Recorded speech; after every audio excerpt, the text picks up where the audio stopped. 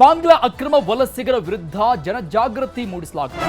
ಈ ಕಾರ್ಯಕ್ರಮದಲ್ಲಿ ಮುಸ್ಲಿಮರ ಬಗ್ಗೆ ಅವಹೇಳನಕಾರಿ ಹೇಳಿಕೆಯನ್ನು ಕೊಡಲಾಗಿದೆ. ನಾಲಿಗೆ ಹರಿಬಿಟ್ಟಿದ್ದಾರೆ ಮಾಜಿ ಸಂಸದ ಪ್ರತಾಪ್ ಸಿಂಹ. ಈ ಕಾರ್ಯಕ್ರಮದಲ್ಲಿ ಭಾಗಿಯಾಗಿ ಮಾತನಾಡುವಂತಹ ಸಂದರ್ಭದಲ್ಲಿ ಮುಸ್ಲಿಮರ ಬಗ್ಗೆ ಅವಹೇಳನ ನಾಲಿಗೆ ಹರಿಬಿಟ್ಟ ಮಾಜಿ ಸಂಸದ ಪ್ರತಾಪ್ ಸಿಂಹ. ವಲಸಿಗ ಮುಸ್ಲಿಮರು ಭಾರತದಲ್ಲಿ ನಮ್ಮ ಜಾಗ ಕಬಳಿಸ್ತಾರೆ. ವಲಸಿಗರು ಪುರುಸೊತ್ತಿಲ್ಲದೆ ಜನೋತ್ಪಾದನೆ ಮಾಡ್ತಾರೆ. ನಮ್ಮವರು ಒಂದು ಮಗುಗೆ ಸ್ವಂಟ ಬಿದ್ದೋಯ್ತು ಅಂತಾರೆ ಅಂತ ಪ್ರತಾಪ್ ಸಿಂಹ ಬೆಂಗಳೂರಿನ ಮಹದೇವಪುರದಲ್ಲಿ ನಡೀತಾ ಇದ್ದಂಥ ಕಾರ್ಯಕ್ರಮದಲ್ಲಿ ಕೊಟ್ಟಂತ ಹೇಳಿಕೆ. ಬಾಂಗ್ಲಾ ಅಕ್ರಮ ವಲಸಿಗರ ವಿರುದ್ಧ ಜನಜಾಗೃತಿ ಕಾರ್ಯಕ್ರಮ ಆಯೋಜನೆ ಮಾಡಲಾಗಿತ್ತು. ಈ ಕಾರ್ಯಕ್ರಮದಲ್ಲಿ ಮಾತನಾಡುವಂತಹ ಸಂದರ್ಭದಲ್ಲಿ ಮಾಜಿ ಸಂಸದ ಪ್ರತಾಪ್ ಸಿಂಹ ಅವರ ಹೇಳಿಕೆ.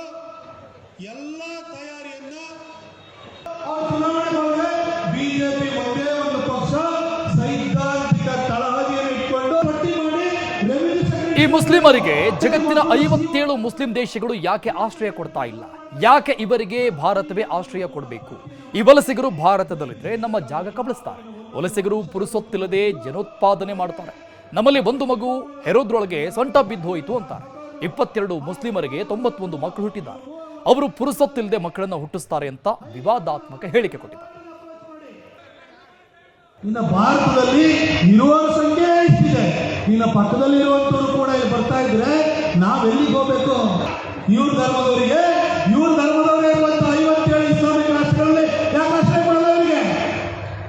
ಅಲ್ಲಿ ಇವರಿಗೆ ಆಶ್ರಯ ಯಾಕೆ ಕೊಡಲ್ಲ ಅಂದ್ರೆ ಇವರಿಗೆ ಒಂದೊಂದು ದೇಶದ ಕಬಳಿಸ್ತಾ ಇರಬೇಕು. ಇವರು ಒಂದು ಕಡೆ ಭಯೋತ್ಪಾದನೆ, ಇನ್ನೊಂದು ಕಡೆ ಜನೋತ್ಪಾದನೆ. ಪಾಕಿಸ್ತಾನದಲ್ಲಿ 22 ಜನ ಮಹಿಳೆಯರು ನಮ್ಮ ದೇಶದವರೇ ಪಾಕಿಸ್ತಾನದವ್ರನ್ನ ಮದುವೆಯಾಗಿ ವಾಪಸ್ ಇಲ್ಲೇ ಬಂದು 99 ಮಕ್ಕಳು ಹುಟ್ಟಿದವೆ. 22 ಜನಕ್ಕೆ ನಮ್ಮ ಹೆಂಗಸರಿಗೆ ಒಂದು ಮಕ್ಕಳಾಗುವಷ್ಟೇ ಸಂತಾನ ಜಾರಿ ಆಗುತ್ತೆ. ಅವರಿಂದ ಪುರುಷಾರ್ಥದಲ್ಲಿ ಮಕ್ಕಳು ಹೊಡ್ತಾನೆ ಇರ್ತವೆ. ನಾಳೆ ಬೆಳಗ್ಗೆ ನಮ್ಮ ಮಕ್ಕಳ ಕಥೆ ಏನಾಗಬೇಕು? ಒಂದೊಂದೇ ಮಕ್ಕಳು ಮಾಡ್ಕೊಂಡಿದ್ದೀವಿ ನಾವು. ಇನ್ನು ಕಾರ್ಯಕ್ರಮದಲ್ಲಿ ಅರವಿಂದ್ ಲಿಂಬಾವಳಿ ಅವರನ್ನ ಪ್ರತಾಪ್ ಸಿಂಹ ಗುಣಗಾನ ಮಾಡಿದ್ದಾರೆ. ಕರ್ನಾಟಕ ಬಿಜೆಪಿಯಲ್ಲಿ ಅತ್ಯಂತ ಚಾಕಚಕ್ಯತೆ ಇರುವ ನಾಯಕ ಅಂದ್ರೆ ಅರವಿಂದ್ ಲಿಂಬಾವಳಿ ಯಾವುದೇ ಕಾರ್ಯಕ್ರಮ, ಸಭೆ, ಪಕ್ಷದ ಕೆಲಸಗಳನ್ನ ಅಚ್ಚುಕಟ್ಟಾಗಿ ನಿರ್ವಹಣೆ ಮಾಡ್ತಾರೆ. ವಕ್ಫ್ ವಿರುದ್ಧ, ವಾಲ್ಮೀಕಿ ನಿಗಮದ ಅಕ್ರಮ ವಿರುದ್ಧ ಹೋರಾಟ, ಈಗ ಅಕ್ರಮ ಬಾಂಗ್ಲಾ ವಲಸಿಗರ ವಿರುದ್ಧ ಜನಜಾಗೃತಿ ಕಾರ್ಯಕ್ರಮದ ಹಿಂದಿನ ರೂವಾರಿ ಲಿಂಬಾವಳಿ. ನಾವೆಲ್ಲ ಸಪೋರ್ಟಿಂಗ್ ಕ್ಯಾರೆಕ್ಟರ್ಗಳಷ್ಟೇ. ಲಿಂಬಾವಳಿ ರಾಜಕೀಯ ಉದ್ದೇಶ ಇಲ್ಲದೆ ಹೋರಾಟ ಮಾಡೋರು ಅಂತ ಶ್ಲಾಘಿಸಿದ್ದಾರೆ ಪ್ರತಾಪ್ ಸಿಂಹ.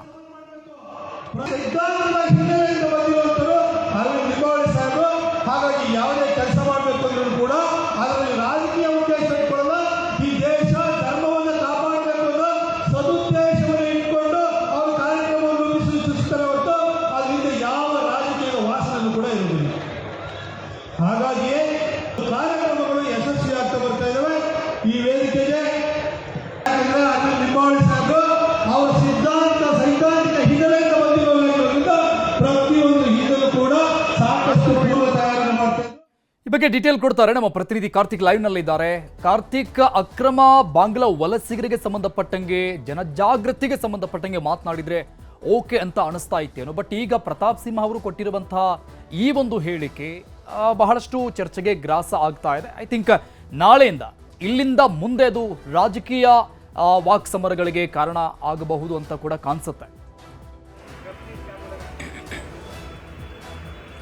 ಅರುಣ್, ನಿಶ್ಚಿತವಾಗಿಯೂ ಏನಿವತ್ತು ಅಕ್ರಮ ಬಾಂಗ್ಲಾ ವಲಸಿಗರ ವಿರುದ್ಧ ಜನಜಾಗೃತಿ ಕಾರ್ಯಕ್ರಮವನ್ನ ಏನು ಬಿಜೆಪಿಯ ರೆಬಲ್ ಟೀಮ್ ಅಂತಲೇ ಗುರುತಿಸಿಕೊಂಡಿರ್ತಕ್ಕಂಥ ತಂಡ ಏನು ಮಾಡ್ತು, ಅದರಲ್ಲಿ ಪ್ರಮುಖವಾಗಿ ಪ್ರತಾಪ್ ಸಿಂಹ ಅವರು ಮಾತನಾಡುವಂತ ಸಂದರ್ಭದಲ್ಲಿ, ಭಾಷಣ ಮಾಡುವಂತ ಸಂದರ್ಭದಲ್ಲಿ ಸಾಕಷ್ಟು ಅಗ್ರೆಸಿವ್ ಆಗಿ ಮಾತನಾಡಿದ್ರು. ಅಕ್ರಮ ಬಾಂಗ್ಲಾ ವಲಸಿಗರನ್ನ ಹೊರದಾಕ್ಲೇಬೇಕು, ಅದೊಂದು ಅನಿವಾರ್ಯತೆ ಇದೆ ಅನ್ನುವಂಥದ್ದನ್ನ ಅವರು ಸಾಕಷ್ಟು ವಿಚಾರಗಳನ್ನು ಕೂಡ ಅಲ್ಲಿ ಹೇಳುವಂತ ಸಂದರ್ಭದಲ್ಲಿ ರೋಹಿಂಗ್ಯಾ ಮುಸ್ಲಿಮರು ಇರ್ಬೋದು ಅಥವಾ ಬಾಂಗ್ಲಾ ಮುಸ್ಲಿಮರು ಇರ್ಬೋದು, ಅವರೆಲ್ಲರೂ ಕೂಡ ವಲಸೆ ಬರ್ತಾರೆ ಭಾರತಕ್ಕೆ. ಆದ್ರೆ ಇಲ್ಲಿ ಅವರು ಪುರುಷೊತ್ತಿಲ್ಲದೆ ಮಕ್ಕಳನ್ನ ಹುಟ್ಟಿಸ್ತಾರೆ ಅನ್ನುವಂಥ ರೀತಿಯಲ್ಲಿ ಅವರು ವ್ಯಂಗ್ಯವಾಗಿ, ಸ್ವಲ್ಪ ಆಕ್ರೋಶಭರಿತವಾಗಿಯೂ ಕೂಡ ಮಾತನಾಡಿರ್ತಕ್ಕಂಥದ್ದು. ಜೊತೆಗೆ ನಮ್ಮವರು ಒಂದು ಮಕ್ಕಳನ್ನ ಹೆರೋದ್ರೊಳಗೆ ಸೊಂಟ ಬಿದ್ದೋಯ್ತು ಅನ್ನುವಂಥ ರೀತಿಯಲ್ಲಿಯೂ ಕೂಡ ಅವರು ಹೇಳಿರುವಂಥದ್ದು ಸಹಜವಾಗಿ ಅಂದ್ರೆ ಕಾಂಟ್ರವರ್ಸಿಗೂ ಕೂಡ ಕಾರಣ ಆಗುವಂತ ಹೇಳಿಕೆ ಅಂತಲೇ ಬಿಂಬಿಸಲಾಗ್ತದೆ. ಜೊತೆಗೆ ಇಲ್ಲಿ ಪ್ರಮುಖವಾಗಿ ಗಮನಿಸಬೇಕು, ಪ್ರತಾಪ್ ಸಿಂಹ ಭಾಷಣದ ಆರಂಭದಿಂದಲೂ ಕೂಡ ಅರವಿಂದ್ ಲಿಂಬಾವಳಿ ಅವರನ್ನ ಮತ್ತು ಈ ಒಂದು ಕಾರ್ಯಕ್ರಮವನ್ನು ರೂಪಿಸಿದ್ದಕ್ಕಾಗಿ ಶ್ಲಾಘಿಸ್ತಾ, ಜೊತೆಗೆ ಅಂದ್ರೆ ಬಾಂಗ್ಲಾದೇಶದ ಅಕ್ರಮ ವಲಸಿಗರ ವಿರುದ್ಧವಾಗಿ ಸಾಕಷ್ಟು ವಾಕ್ಸಮರವನ್ನ ಮಾಡಿದ್ರು. ಜೊತೆಗೆ ರಾಜ್ಯ ಸರ್ಕಾರದ ವಿರುದ್ಧವೂ ಕೂಡ ಕೆಲವೊಂದಿಷ್ಟು ಆರೋಪಗಳನ್ನು ಕೂಡ ಪ್ರತಾಪ್ ಸಿಂಹ ಮಾಡಿದ್ರು. ಯಾಕಂದ್ರೆ ಗುಜರಾತ್ನಲ್ಲಿ 2000ಕ್ಕೂ ಹೆಚ್ಚು ಬಾಂಗ್ಲಾ ವಲಸಿಗರನ್ನ ಹೊರದಬ್ಬಲಾಗಿದೆ. ಹಾಗಾಗಿ ಕರ್ನಾಟಕದ ಸರ್ಕಾರ ಏನ್ ಮಾಡ್ತಾ ಇದೆ, ಇಲ್ಲಿರ್ತಕ್ಕಂಥವ್ರನ್ನು ಕೂಡ ಗುರುತಿಸಿ ಹೊರಹಾಕುವಂತ ಕೆಲಸಗಳನ್ನ ಮಾಡಬೇಕಿತ್ತು. ಹಾಗಾಗಿ ಜನರು ಈಗ ಎಚ್ಚೆತ್ತುಕೊಳ್ಬೇಕು ಅನ್ನೋ ರೀತಿಯಲ್ಲಿ ಕರೆಯನ್ನು ಕೂಡ ಕೊಟ್ಟರು. ಜೊತೆಗೆ ಮುಂದೆ ಆಗುವಂತಹ ಒಂದು ಅನಾಹುತ ಏನಾಗುತ್ತೆ, ಅಥವಾ ಇವರು ಅಕ್ರಮ ಬಾಂಗ್ಲಾ ವಲಸಿಗರು ಭಾರತದಲ್ಲಿ ಇದ್ದ ಸಂದರ್ಭದಲ್ಲಿ ಭಾರತದಲ್ಲಿರ್ತಕ್ಕಂಥ ಅಂದ್ರೆ ಭಾರತೀಯರಿಗೆ ಯಾವ ರೀತಿ ಸಮಸ್ಯೆಗಳಾಗ್ತವೆ, ಅದು ದೇಶದಾದ್ಯಂತವೂ ಕೂಡ ಹೆಚ್ಚು ದೊಡ್ಡ ಮಟ್ಟದ ಸಮಸ್ಯೆ ಅನ್ನುವಂಥ ನಿಟ್ಟಿನಲ್ಲೂ ಕೂಡ ಅವರು ಭಾಷಣದ ಉದ್ದಕ್ಕೂ ಕೂಡ ಹೇಳ್ತಾ ಹೋದ್ರು. ಅದರ ಜೊತೆಗೆ ಈ ರೀತಿಯ ಕಾಂಟ್ರವರ್ಸಿ ಹೇಳಿಕೆಯನ್ನು ಕೂಡ ಕೊಟ್ಟಿರುವಂತಹ ಹಿನ್ನೆಲೆಯಲ್ಲಿ ಸಾಕಷ್ಟು ಚರ್ಚೆಗೂ ಕೂಡ ಗ್ರಾಸ್ಯ ಆಗುವಂತಹ ಸಾಧ್ಯತೆಗಳು ಕೂಡ ಇರುವಂತದ್ದು. ಜೊತೆಗೆ ಈ ಒಂದು ಅಕ್ರಮ ಬಾಂಗ್ಲಾ ವಲಸಿಗರ ವಿರುದ್ಧವಾಗಿ ಸಾಕಷ್ಟು ಮುಂದಿನ ದಿನಗಳಲ್ಲಿಯೂ ಕೂಡ ನಾವು ಜನಜಾಗೃತಿ ಕಾರ್ಯಕ್ರಮವನ್ನು ಮಾಡ್ತೇವೆ. ಕೇವಲ ಮಹದೇವಪುರಕ್ಕೆ ಮಾತ್ರ ಅಲ್ಲ, ಉತ್ತರ ಕರ್ನಾಟಕ ಇರಬಹುದು, ಹಾಗೆ ಬೇರೆ ಬೇರೆ ಮಲೆನಾಡು ಭಾಗಕ್ಕೂ ಕೂಡ ನಾವು ಈ ಒಂದು ಸಮಾವೇಶವನ್ನು ಮಾಡ್ತೇವೆ ಅನ್ನುವಂಥದ್ದನ್ನ ಅಲ್ಲಿರ್ತಕ್ಕಂಥ ಕೆಲ ನಾಯಕರುಗಳು ಕೂಡ ಹೇಳಿಕೆಯನ್ನು ಕೊಟ್ಟಿರ್ತಕ್ಕಂಥದ್ದು. ಆದ್ರೆ ಈ ಒಂದು ಕಾರ್ಯಕ್ರಮದಲ್ಲಿ ಭಾಷಣ ಉಗ್ರವಾಗಿ ಅಂದ್ರೆ ಒಂದಿಷ್ಟು ಉಗ್ರ ರೂಪಿಯಾಗಿ ಭಾಷಣ ಮಾಡಿರ್ತಕ್ಕಂಥ ಪ್ರತಾಪ್ ಸಿಂಹ ಏನಿದ್ರಲ್ಲ, ಅಗ್ರೆಸಿವ್ ಆಗಿ ಏನ್ ಭಾಷಣ ಮಾಡಿದ್ರಲ್ಲ, ಅವರು ಹೇಳಿರ್ತಕ್ಕಂಥ ಒಂದು ಹೇಳಿಕೆ ಸಾಕಷ್ಟು ಗೊಂದಲವನ್ನು ಮೂಡಿಸಿದೆ. ಜೊತೆಗೆ ಇದು ಎಲ್ಲೋ ಒಂದ್ ಕಡೆ ರಾಜಕೀಯವಾಗಿ ಚರ್ಚೆಗೂ ಕೂಡ ಗ್ರಾಸ ಆಗುವಂತ ಸಾಧ್ಯತೆಗಳು ಕೂಡ ಇರುವಂತದ್ದು. ಅರುಣ್.